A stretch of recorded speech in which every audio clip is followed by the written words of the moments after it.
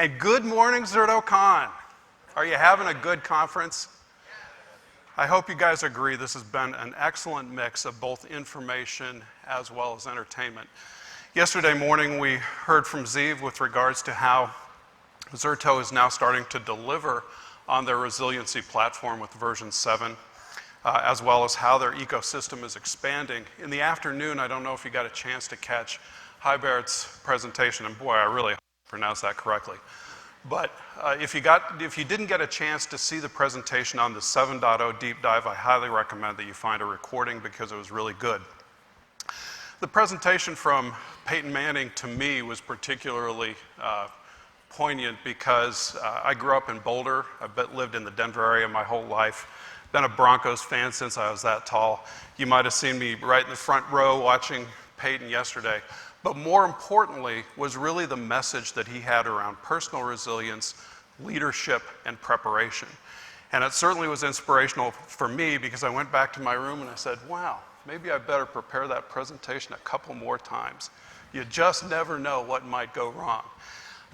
We also just heard some really nice remarks from Lindsay, which actually tees up my presentation very well, because you talked about digital transformation, and what I'm here to talk to you about, as Gil said, is the survey work that we have done around IT resilience.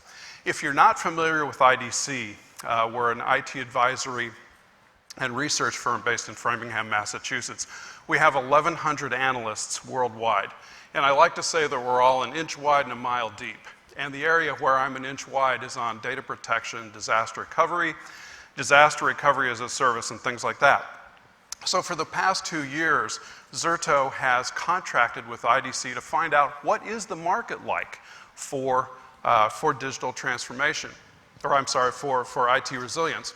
And I have to give you first a little bit of a backdrop on this. I'm going to talk about some of the business imperatives that we have. I'm going to give you an update on what we call the global data sphere. I'll bet many of you have heard the oft-quoted statistic that the world is going to create 44 zettabytes of data by 2020. That's actually an IDC number, and we've updated that, so I'm going to give you some insight there. Then I'm going to talk to you about some of the changes that I'm seeing in the data protection industry in particular, as well as then do a deep dive into the survey findings. And what I hope you get out of these survey findings is a little bit of insight as to where you compare with your peers. Now, I got to be honest, if you're at this conference, you're ahead of the game. Pretty much guarantee you're ahead of most of your peers in that regard. But nevertheless, I think we can give you some ideas on how to go back to your organizations and improve it even more. So as Lindsay said, digital transformation is a huge part of IT right now. And in fact, what we find in our research is that 60% of organizations are embarking on some kind of digital transformation effort today. It's not the entire organization necessarily, but it's usually done within stages and within pieces. And the focus for that is really around competitiveness. How do you improve access to information? How do you get information to the right people at the right time in the right form so that they can make better decisions in their business and improve the competitiveness of their operation? We've found that about 50% of digital transformation initiatives involve some kind of improvement to their IT resilience or their data protection. And about 30% of the budget is dedicated to exactly that. So it really is a significant part of digital transformation. If you think about it, you really can't become digitally transformative if you don't have data availability and you don't have application availability. So those are really two foundational concepts of digital transformation. One of the aspects that IT organizations have to deal with is simply the growth of data. You know, we said 44 zettabytes were going to be created by 2020. Well, now we've taken a fresh look at that, and we believe that by 2025, the world is going to produce 163 zettabytes of data on an annual basis. That's kind of the bad news. The good news is, of that, most of it is transient data. But again, back to the bad news, about 7.5 zettabytes of that is data that you, as IT professionals, are going to have to deal with in terms of protecting and making available to your users. To put that into context, you dealt with about 2.8 zettabytes of data in 2018. So the amount of data that you have to deal with as an IT organization will roughly triple within the next 3 years. In addition to having that data growing and growing and growing, you're finding that you're having to recover it in shorter and shorter periods of time. And it's what we call the new drive to zero, or the new race to zero. And what we're talking about here are the SLAs associated with data recovery, specifically RPO and RTO, recovery point objective and recovery time objective. If you think about maybe 10 years ago or so, the typical RPO was 24 hours. We backed up once a day, and so the greatest granularity we could get was 24 hours. Now, we find that the best practice RPO in the industry is about 15 minutes. The best practice RTO is about an hour. Now, there are life and death applications that certainly have an exception to that, where they can never go down. But for your normal mission-critical applications in most business environments, that's what we're finding to be the standard. Eventually, though, you can't go below zero. And in English, what zero RPO, zero RTO means is zero downtime with zero data loss. So as we move forward, and as Zerto brings forward things like their resiliency platform, where they're talking about seconds of RPO with continuous data protection and minutes of RTO, we're simply starting to compress that time down closer and closer to zero. In fact, I'm optimistic that within my lifetime we will get it there. And I'm an old guy, so I think that's probably in the relative near term. The other thing that we're finding is that in the old paradigm, you had backup and recovery infrastructure.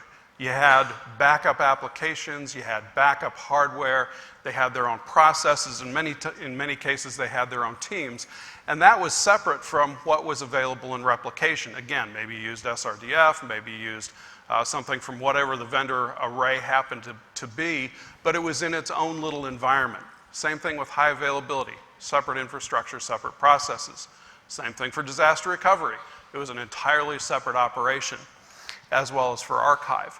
We believe that now that is simply becoming a continuum of data availability. If you think about it, backup and recovery is nothing more than a mechanism for replicating data. So once I can replicate data across n number of nodes, and at least one of those nodes is remote, what's the difference between that and instant disaster recovery?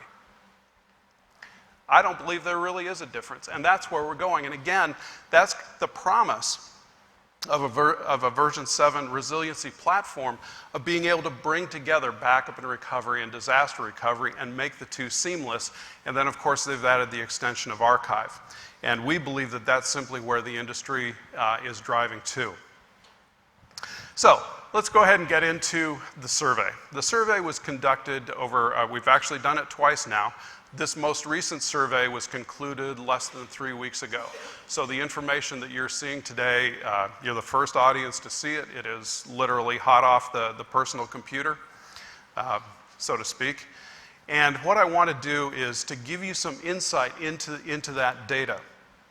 The objective that we had was really to assess where is the industry today with respect to IT resilience.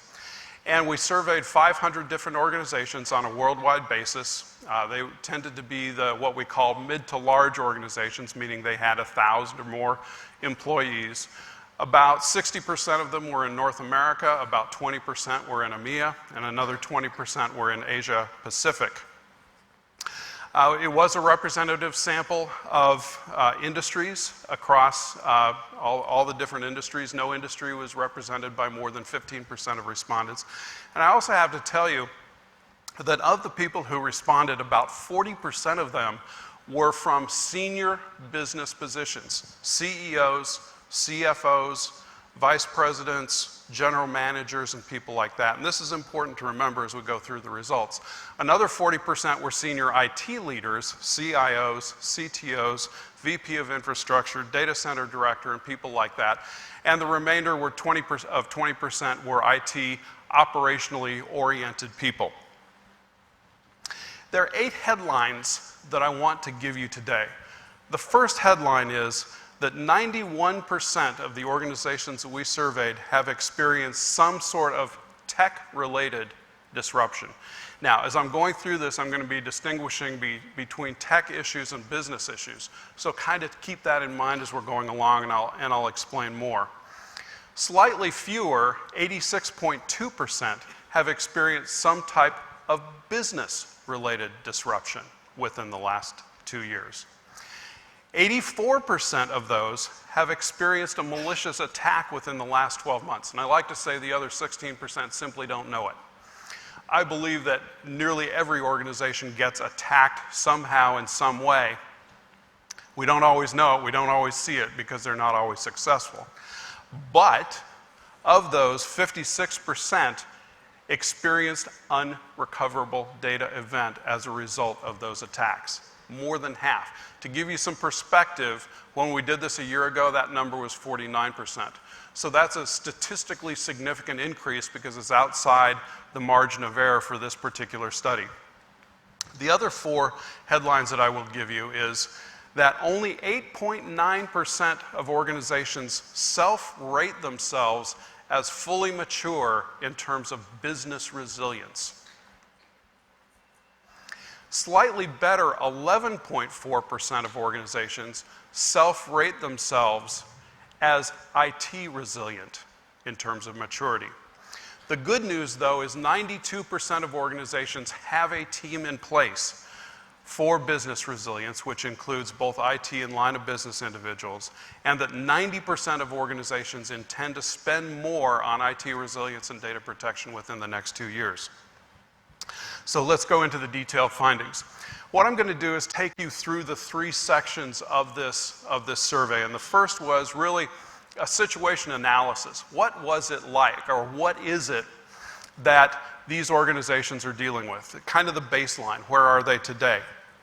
First thing I want to do, though, is to define for you the difference that we used for IT resilience versus business resilience. IT resilience is the people, process, and technology needed to keep applications online and available for normal business operations. So it's really focused on that boundary around the IT organization and keeping those applications available to the people who need them. And of course, that implies data availability. You can't have application availability without data availability. Business resilience is really a step further. It's the superset of this, where you're talking about primarily people and processes associated with conducting normal business operations. So if you think of a disaster, where are those people going to go if they can't get into the building to do their jobs? If they're using a desktop computer, how are they going to get access to that desktop? How are they going to get access to manufacturing systems, to ordering systems, to inventory?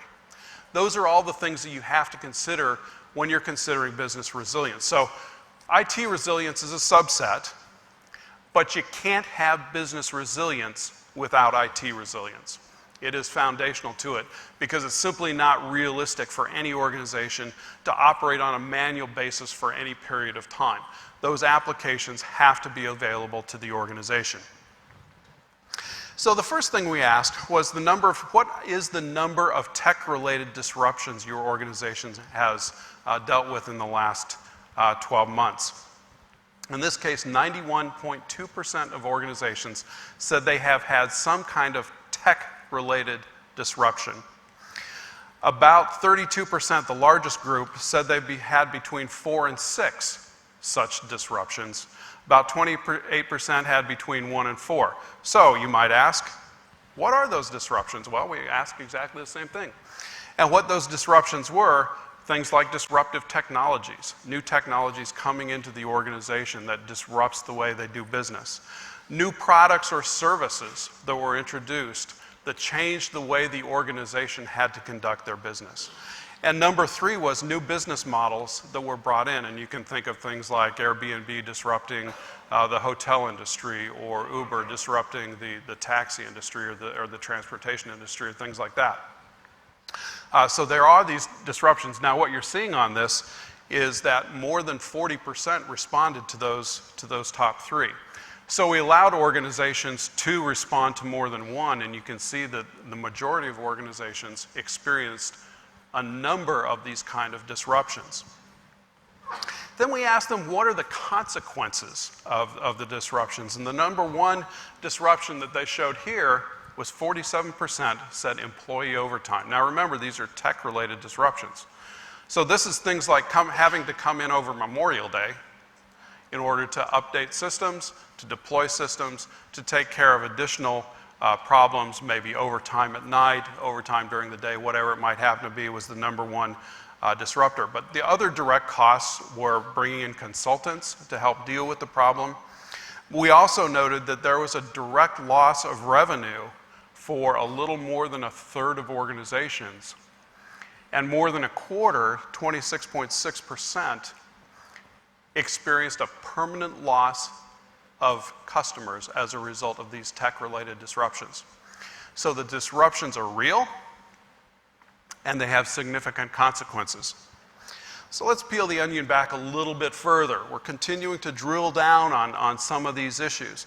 And we ask organizations, how many malicious attacks have you had in the last 12 months? And you can see here that 84% said they have had some.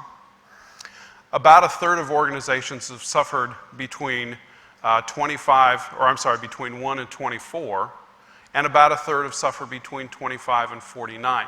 Now that's going to vary significantly by industry. I can tell you if you're in the financial services industry, which simply gets hit all the time, that number is probably in the thousands, tens of thousands, or even more than that. In manufacturing, it's probably a little bit less. But again, in many cases, you don't know what wasn't successful. So I believe there's a significantly higher number than perhaps is being reflected here. But even so, we asked that 84% of respondents who said they had been attacked, how many of them had successful malicious attacks in the last 12 months, and 89% had experienced some kind of successful attack. Almost 40% had experienced between 1 and 9, and 28% had experienced between 10 and 24 successful attacks, meaning the bad guys got through the front door. They figured out some way to get into the systems and to be able to access systems that they were not authorized to do so. So when they did, we wanted to know how many resulted in data corruption. 93% of attacks resulted in some sort of data corruption. 44%, the largest group, said they'd had that happen between 1 and 4 times. Almost 30% said they had had between 5 and 9 data corrupting events. Well, you can have data corruption, but that's why we protect data, right? That's why we have systems to bring that data back. Well, so we asked them, of those, how many resulted in some kind of data, unrecoverable data? 56% of organizations reported that they had been unable to recover some data as a result of a malicious attack. Now, to me, as a professional in data protection, that's the cardinal sin of data protection. You simply cannot have unrecoverable data. There needs to be a way to bring that data back. We asked what were the top reasons that organizations had unrecoverable data, and you can see that there were 4 that we picked as the top 4. The number 1 was data loss occurred in the gap between backups. In other words, we backed it up last night and we lost it today. There's no way we're going to get it back. That was the number 1 reason cited by almost 60% of organizations. The number 2 was the backup and recovery system failed. Now, that's kind of 53%, more than half, said that was the problem. In 2019, that was the problem, that the backup system failed. And the 3rd was human error, and then the 4th was lost or damaged tape, cited by 41.6% of organizations. So the reason I highlight these is I believe that all three of those, or three of the top four, are completely avoidable problems. By modernizing your infrastructure and by going to a system that gives you much greater granularity than the last 24 hours, indeed perhaps seconds in a continuous data protection type of environment, you should be able to eliminate the number one cause of unrecoverable data cited by 60% of organizations. If you get a reliable modern system, you should be able to eliminate number two reason, which is backup and recovery system failures, and then the number four, which is lost or damaged tapes. Now, I believe tape still has a role in the data center, particularly as an air gap type of technology, but if you're still relying on tape for your primary backup and recovery mechanism, man, you're about a decade behind. There are just so many better ways to be able to give you that kind of granularity. We also wanted to know what were the biggest disaster recovery challenges for these organizations. And I picked the top five here. The first was data transfer and migration. Number two was cost and budget. Number three was recovery orchestration. By the way, every time I turn up here, I feel like I'm on Family Feud. And the answer is, maybe if this whole IT advisory thingy doesn't work out, I have a future. Steve Harvey, I'm coming for you. Anyway, recovery orchestration was number three. Personnel training was number four, and workload migration was number five. Now, I'm preaching to the choir here, but what is it that Zerto provides? It's at least those three that I've highlighted there. That's exactly what Zerto is designed to solve.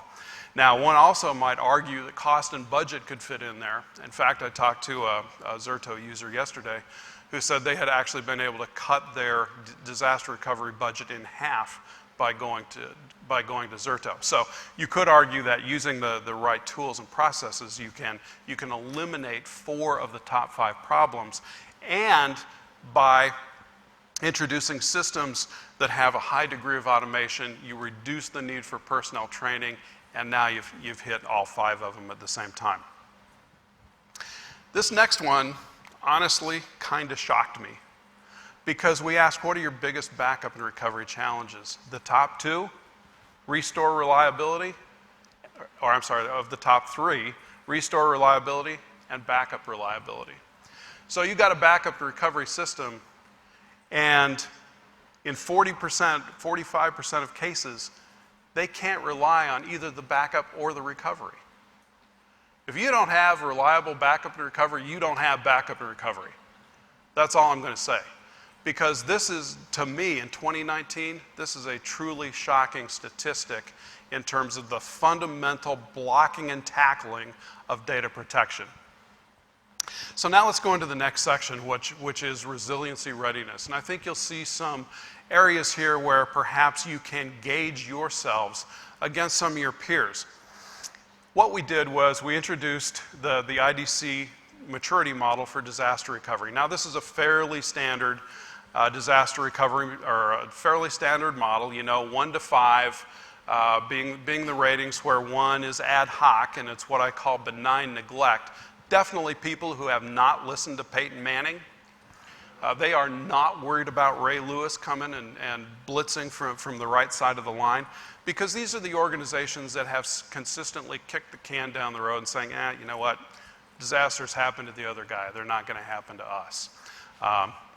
And then all the way down here on the right side, where you have seamless availability, where you have very structured processes, documented processes, you practice, you do testing, you have run books, you know where people are going to be at any given time. If the team that's designed to bring this application up is not available to bring it up, there's somebody to take over for them, worrying about what linebacker is going to be blitzing in any given situation. You've done that kind of game planning to try and figure out exactly all the things that could go wrong, which is right down here on the right-hand side of the chart. First thing we wanted to know was, do you have a business resilient team? Now, IDC's best practice guidance on this is you need a business resilience team that includes IT, it includes line of business leaders, and it requires executive sponsorship. And that executive sponsorship is really critical in order to be able to bring the kind of change into the organization and to get the budget buy-in, probably more importantly, to be able to make the kinds of changes associated with this. So this is a self-assessment. About 23.4% said they were at that ideal. A larger number, almost half, 45%, said that they at least have an IT resilience team. And that's a good place to start. And if you're one of those organizations that has an IT resilience team, that's good. Now try and take it to the next level and bring in the business units, bring in the executives, get that business unit buy-in. We asked for an assessment of the IT resilience maturity for these organizations. Remember, this is a self-assessment. The other thing I want you to remember is the people who are responding to this, 80% of them were business leaders in their organizations. Now, normally in a chart like this, when you have some kind of model like this, you're generally expecting some kind of nice, gentle bell curve.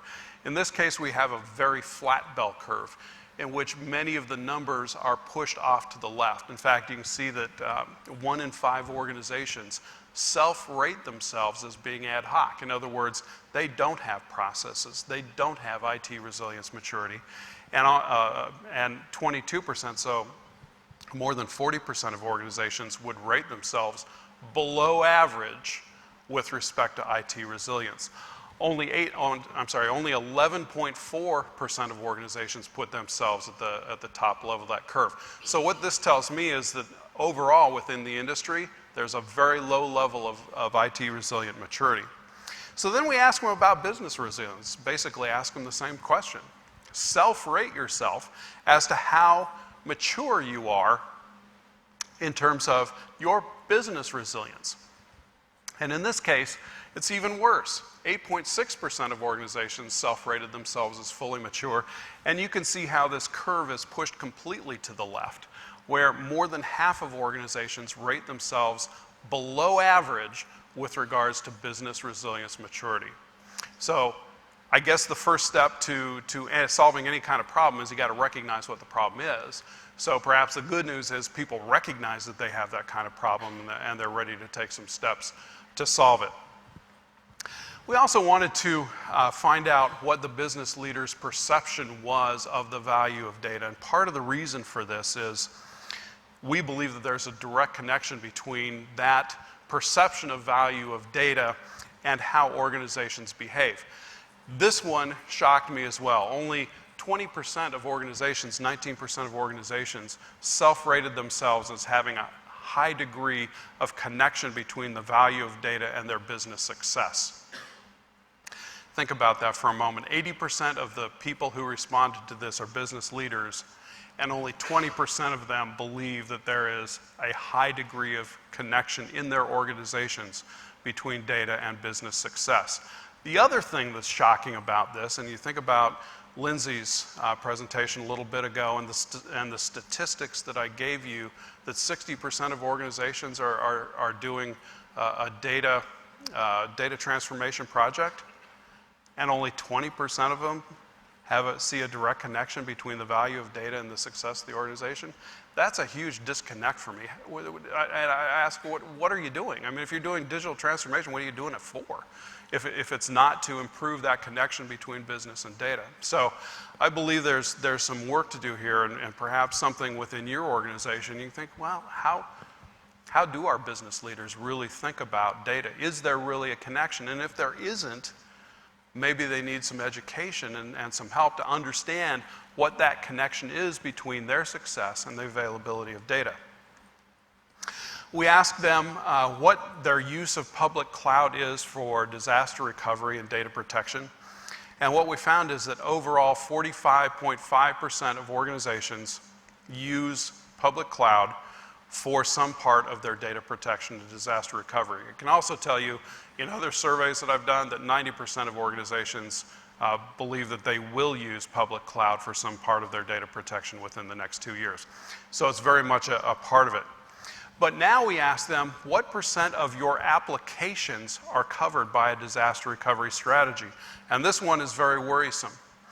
Less than half, 48.4% of applications are covered by a disaster recovery plan. To be fair, when you're, for many of those organizations, like you see here on this pie chart, where half of the organizations have fewer than half of their applications covered by DR, in many cases, those are the mission critical applications.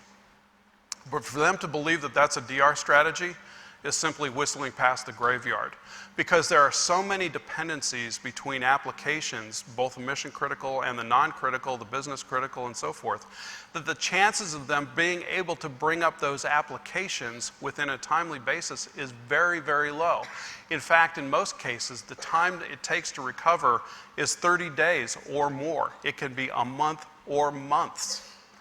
And I believe for those organizations that take more than a month to recover from a true disaster, the chances of survival as an organization are below 20%.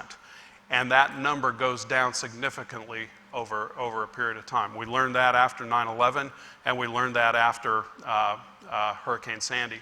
So we've seen it in many cases. Those organizations who say, nope, doesn't happen to me, Ray Lewis isn't going to kick my ass, are simply whistling past the graveyard, and they're the ones who are really going to be in trouble when something does hit them. We ask for a protection strategy for public cloud data.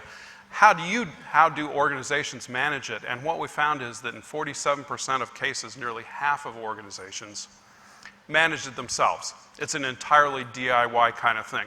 About 30% use some kind of managed service provider. It might be a Cognizant or a Wipro or a Capgemini or any one of thousands of local managed service providers.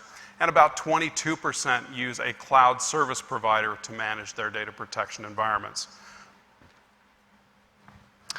We ask how often business resilience and disaster recovery is reviewed by senior management, because we think there at least is a connection there. Now, the good news here is that about 46% of organizations have their DR strategy reviewed by senior management at least quarterly. And I think a lot of that's driven by Sarbanes-Oxley, because the CEO has to sign off periodically on their financial statements that they do have a disaster recovery plan that he or she believes will be successful in bringing the organization back. So hopefully they're at least aware of the risks. And part of the reason I say that it's tied to that Sarbanes-Oxley is these numbers correlate very closely to the auditing frequency by a third party of the disaster recovery system. So in about 48% of cases, they are audited on a quarterly basis. Now, for the last section, I want to take you through what we would consider resiliency readiness. We wanted to find out from organizations what they're doing to become more resilient. One of the things we asked them was, do they believe that their resiliency plan or their resiliency requirements are going to become more complex, stay about the same, or become less complex over time? In this case, 82% said that they believe their data protection requirements are going to become more complex, either slightly more complex. I'm sorry, this is about disaster recovery initiatives. I'm sorry, I misread this slide.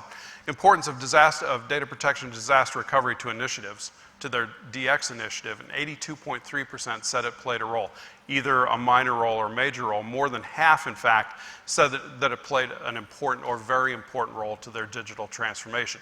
So at least we can see that there is a connection here between the importance of data availability and the success of a DX plan. Now for the next question, which I got a little ahead of myself, in terms of complexity, 57.8% of organizations believe that their data protection requirements are going to become more complex within the next 2 years. But if you think about that, IDC forecasts that within the next 5 years, we will deploy as many applications as we have deployed in the past 40 years. Now that's not all going to be in the IT organization. Easy, it's going to be okay. That's not all going to be in your IT organization. A lot of those are SaaS applications that are deployed in the cloud either for a hybrid basis or for subscription directly within the cloud. What that means, though, is that data for your organization is going to become more and more scattered, not only across the globe, but across different applications. And one of the most common inquiries that I get from IT users now is, hey, our users subscribe to Salesforce.com or put the SaaS application of your choice in the blank there. And their backup strategy doesn't conform to our corporate requirements. That is one of the most common problems I see among SaaS apps, where the default is we back it up once a day. Remember the number one reason for losing data? We back it up once a day, and we retain it for 30 days. That is absolutely the minimum available. It's the default in many cases, and it's simply not adequate for most IT organizations. So then the IT organization comes along, and suddenly it falls into their lap on how they're going to deal with that. Now imagine the vast amount of SaaS applications you're probably going to have to deal with in the next 5 years, and start to give some thought to how are we going to protect that, how are we going to make that available. You're going to have it not only internal to the organization, but also on a cloud basis.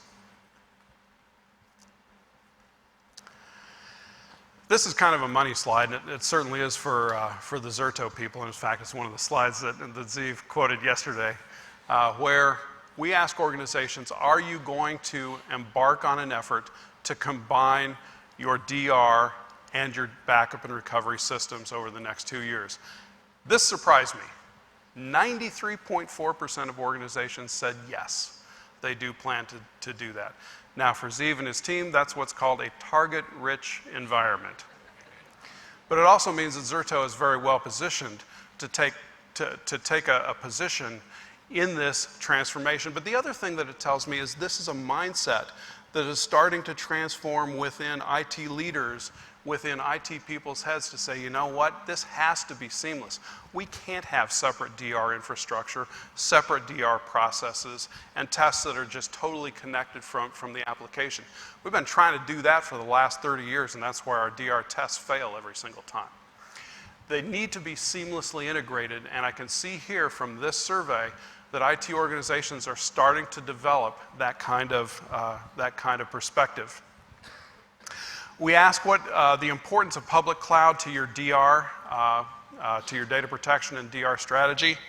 With the exception of the 0.6% of respondents who didn't know, every single respondent said public cloud plays a role in their data protection or DR strategy. So in some cases, a minor role, a relatively small group, and in some cases it was a major role. But we believe that number is growing significantly, and if you think about it, the benefits are significant. When you put the data into the cloud, it has a certain amount of survivability inherent in its location. That doesn't mean systems don't go down in the cloud. We all know they do, and we've seen some of those examples, and so you have to deal with that appropriately. But now you've got them in 2 different locations, which is one of the foundational principles of disaster recovery, is simply having the data in 2 different locations in case something happens to one of those locations. So cloud is a very important part of it. We also ask, what is the impact of public cloud on the data protection budget? And in this case, 61% of organizations said it had allowed them to reduce the spend that they had on their data protection environment. In fact, I would tell you that cloud has been the key game changer when it comes to disaster recovery. In the old days, when you had 2 data centers and you were trying to replicate between the 2 of them, and you're trying to keep drivers consistent and data consistent and all the other things that went along with it, those were the reasons that things failed. And it was also the reason that most organizations, and I say most because it was probably close to 75% of organizations, did not have a disaster recovery plan. It was simply too expensive. Cloud has changed those economics fundamentally to where you can now have on-demand resources. You can put your applications easily into the cloud. We have tools that will transition workloads and data very seamlessly to the cloud, and it really has been a game changer for them. So let me bring it home a little bit with some conclusions. First of all, I would say that IT business disruptions are simply inevitable and frequent, and that is probably the captain obvious statement of this whole presentation. I'd be willing to bet just about everybody in the room walked in knowing that that was the case. But it has to be said, and it has to be understood by business leaders and those people who control the budget and have to understand that it is important to make the investment in the systems needed to thwart these kinds of threats. Number two, IT organizations largely recognize the problem, reflected by the fact that 92% of organizations have some kind of business resilience team in place. That's where you start. Even though there's a gap between the maturity level and where it should be, the place you start is with the business resilience team. So number three is the top causes of data protection are completely avoidable. By making the investment in the right tools and improving and modernizing your data protection and DR infrastructure, you can have IT resilience across the organization. Number four, the vast majority of organizations are planning to converge data protection and disaster recovery over the next 2 years. And number five, cloud has emerged as a key component and as a game changer, as I mentioned. So here are our recommendations. Number one, consider business resilience, not just IT resilience. It isn't enough to simply be able to bring up applications. You have to know where those worker bees are going to be conducting their work. Where can they sit? How do they access communication systems? How do they get to the basic tools that they need to do to be able to do their jobs? Number two, assure that all of your applications are covered by some kind of resiliency plan. Don't think that just because you've got your mission critical apps and Bill and Susie, they're a couple of rock stars, they really know how to bring these systems up. Well, what happens, Ray Lewis, what happens if Bill and Susie aren't available? People's families get impacted by disasters too. What if they're busy taking care of the families and the last thing they're worried about is some stupid computer system? There has to be some plan in place to be able to cover the people and the processes in the event that they are not available. Number three, close the gap with reliable data protection solutions to avoid those unrecoverable data situations. Again, that is the cardinal sin, and it is completely avoidable. Use technology appropriately, but never forget about people and process. And I run into this all the time with organizations. They're focused on those applications, they're focused on that technology, and they completely forget about the people and process associated with especially business resilience. And the fourth and fifth final one is leverage public cloud for your applications. Take advantage of the economics that are available to you through cloud, and you can truly transform the way your organization provides data and application availability. So thank you very much for your kind attention, and have a great conference.